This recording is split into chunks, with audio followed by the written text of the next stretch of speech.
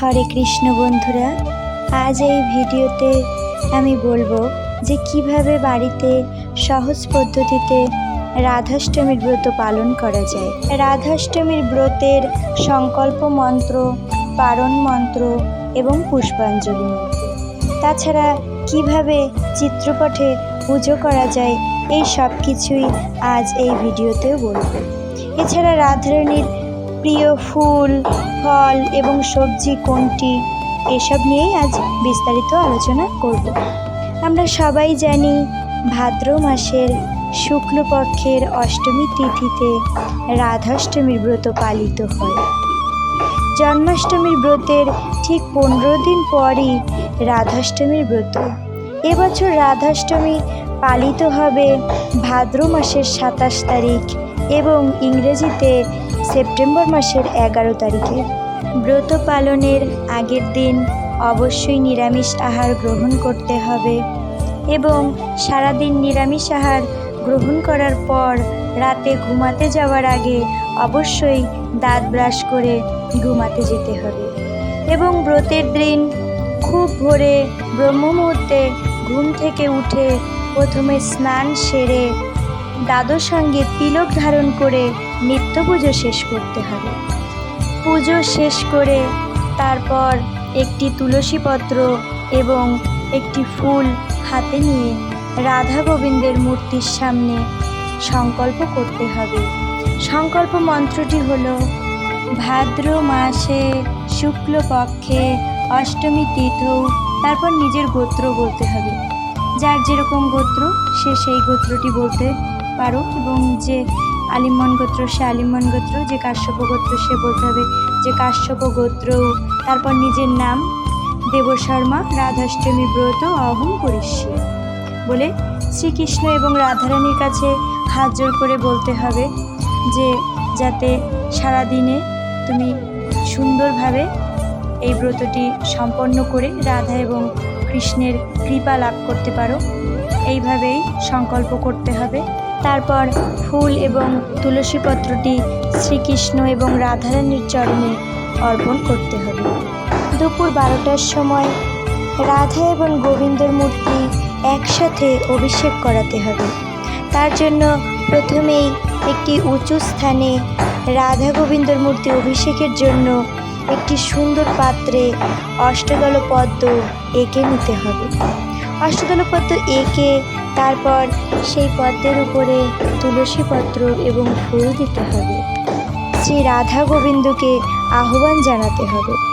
আহ্বান জানানোর জন্য যে মন্ত্রটি বলতে হবে সেটি হলো, ইদম আসনম শ্রীকৃষ্ণায় নমঃ, ইদম আসনম শ্রী রাধিকায় নমঃ।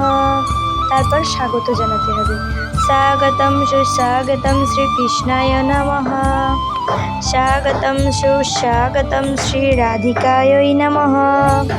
এরপর রাধা গোবিন্দর মূর্তিকে স্নানাভিষেক করাতে হবে।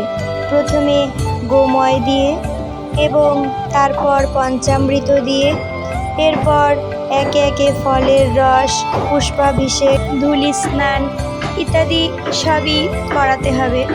যার যেমন সামর্থ্য সে তেমনভাবে করাবে। যার ফলের রস যদি কোনো ফল জোগাড় করতে নাও পারো, অন্তত বেদানার রস দিয়ে অভিষেক করাতে হবে। সব অভিষেকের শেষে গঙ্গা জল দিয়ে ভালো করে অভিষেক শেষ করিয়ে তারপর সুন্দর একটি তোয়ালে বা রুমাল দিয়ে ভালো করে মূর্তিটি মুছিয়ে খুব সুন্দর করে সাজাতে হবে শ্রীকৃষ্ণ এবং রাধিকাকে। তারপর একটি নতুন বস্ত্র পরাতে হবে। বস্ত্রটি যদি হলুদ রঙের হয় তাহলে খুবই ভালো হয়, কেননা শ্রী রাধিকার পছন্দের রং হলুদ, তাই হলুদ রঙের পোশাক হলেই ভালো হয়। না হলে কোনো সমস্যা নেই, যে কোনো ধরনের নতুন পোশাকই পরানো যাবে।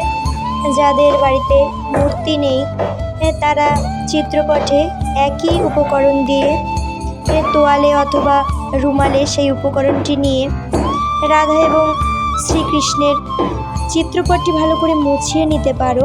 রাধা গোবিন্দকে ভালো করে সাজানোর পর সাধ্য অনুযায়ী নৈবেদ্য সাজিয়ে দিতে হবে। তবে খাবারের মধ্যে রাধারানীর পছন্দের তরকারি হলো গাঁটি কচু, তাই গাঁটি কচু দিয়ে একটি সবজি বা তরকারি রান্না করে রাধারানীকে নিবেদন করতে পারো। তাছাড়া পিঠা, মালপোয়া পিঠাটি শ্রীকৃষ্ণ এবং রাধারানী উভয়েরই পছন্দ, তাই মালপোয়া তৈরি করে ওই দিন রাধারানীকে দিতে পারো। তারপরে বিভিন্ন ধরনের পায়েস রান্না করে দেওয়া যেতে পারে। শ্রী রাধারানীর অতি পছন্দের পায়েস হচ্ছে সিমুয়ের পায়েস। মিষ্টির মধ্যে হলুদ রঙের মিষ্টি নৈবেদ্যে সাজিয়ে দিতে পারো। এছাড়া যে ফলটি শ্রী রাধিকার অতি পছন্দের তা হলো আতা ফল। হ্যাঁ বন্ধুরা, এই দিন আতা ফল তোমরা রাধারানীকে দিতে পারো ভোগে। ভোগ অর্পণ শেষ হলে তারপর পুষ্পাঞ্জলি দিতে হবে। পুষ্পাঞ্জলি মন্ত্রটি এখন তোমাদের বলছি। কৃষ্ণ দ্রবাময়ী রাধা, রাধা দ্রবাময় কৃষ্ণ, জীবনে নিধনে শ্রী রাধা কৃষ্ণ গতির মম।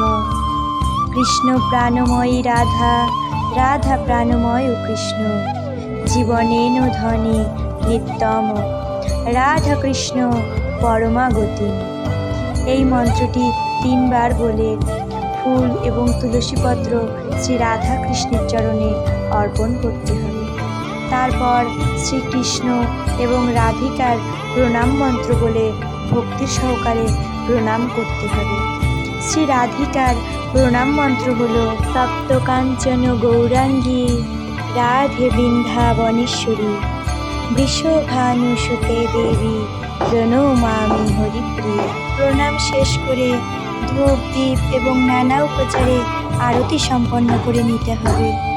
আরতি শেষ করে পুজোর শেষে ক্ষমা অপরাধ মন্ত্র পাঠ করতে হবে।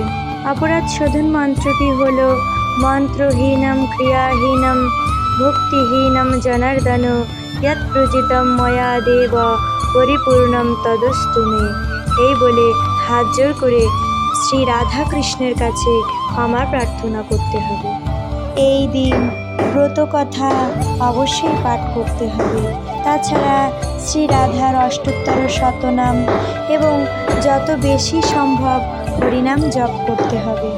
ব্রত শেষে পারণ করতে হবে এবং পারণ মন্ত্রটি হল সর্ব সর্বেশ্বরায় সর্বপতায় সর্বসম্ভবায় গোবিন্দায় রাধেজি কো নমো নমঃ।